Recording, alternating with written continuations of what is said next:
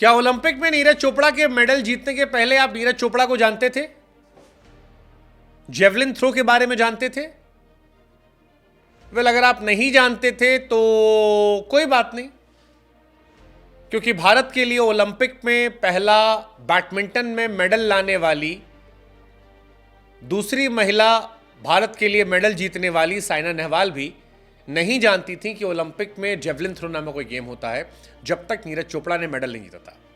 I mean, that's insane, that's crazy, but that's harsh reality.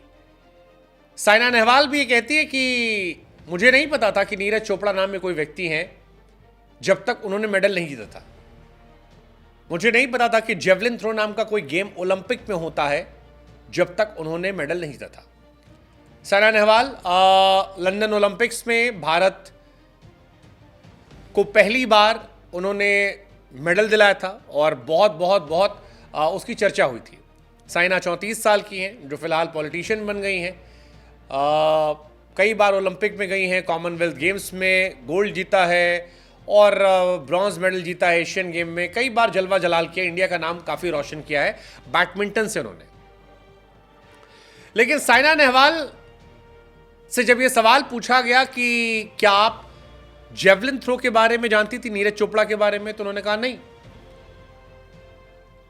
मुझे नहीं पता था। मतलब इट्स वेरी शॉकिंग कि मुझे सच में नहीं पता था कि नीरज चोपड़ा या जेवलिन थ्रो नाम में कोई गेम होता है।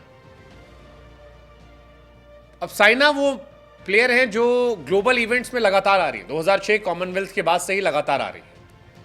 और ये जो जवाब उनका आया कि जेवलिन थ्रो के बारे में वो नहीं जानती थी जब तक नीरज चोपड़ा ने जीता नहीं, तो ये बड़ा हैरान करने वाला था। मतलब शी सेड कि मुझे भी तभी पता लगा यार कि कोई ऐसा है।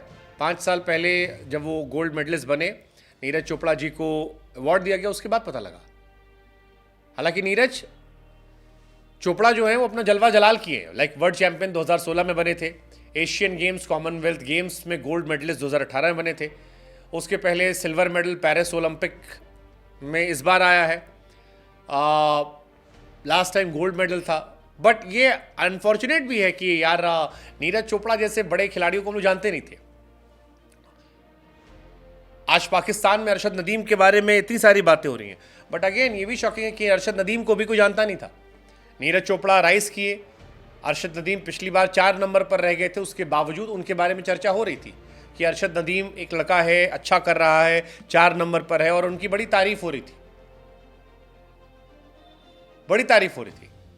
और फिर इंडिया पाकिस्तान की वजह से वो भी लाइमलाइट में आ गए, स्पॉन्सरशिप मिली, काफ़ी चीज़ें रही। बट सवाल ये कि यार क्यों ऐसा है? मतलब हमारे देश में तमाम ऐसे खिलाड़ी हैं जो अच्छा करते हैं बट उनका नहीं अंतिम। एक तो रीज़न है क्रिकेट। हालांकि क्रिकेट को लेकर भी सानिया ने कहा क्रिकेट में बड़ी फैसिलिटीज़ है, ये है वो है। उस पर लोग कह रहे हैं कि ठीक है फैसिलिटीज़, लेकिन ये भी सच है कि क्रिकेट को भी लोग एक ज़माने में नहीं पूछते थे, बाद में अच्छा करने लगे। 1983 में बस वे कोई पूछने नहीं आया था, प्रेस कॉन्फ्रेंस में कोई देखने नहीं आया था। धीरे धीरे समय बीता, अच्छी परफॉर्मेंस हुई, कुछ बड़े सितारे निकले, बेहतर हो गए। आज जैसे नीरज चोपड़ा जी का हम लोग मैच आधी रात को जग कर देख रहे थे, बाकी सबके मैचेस हम देख रहे थे। नीरज चोपड़ा 2 ओलंपिक में गए हैं, 2 बार मेडल जीते हैं, सिल्वर लेकर आए थे। हम सब सैड थे, लेकिन ये भी बताने के लिए काफ़ी है कि कितना बड़ा उनका कैलिबर है, क्या क्वालिटी है, कि उनका सिल्वर जो है वो भी हमारे लिए अचीवमेंट नहीं लग रहा था। हम सब डिसअपॉइंटेड थे कि यार मज़ा नहीं आया।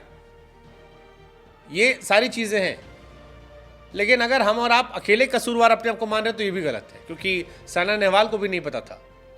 और ये अपने आप में बड़ी बात है कि वो खुद ओलंपिक में जा रही थी, खेल रही थी, बट उन्हें भी पता नहीं था कि जेवलिन थ्रो नामक गेम है।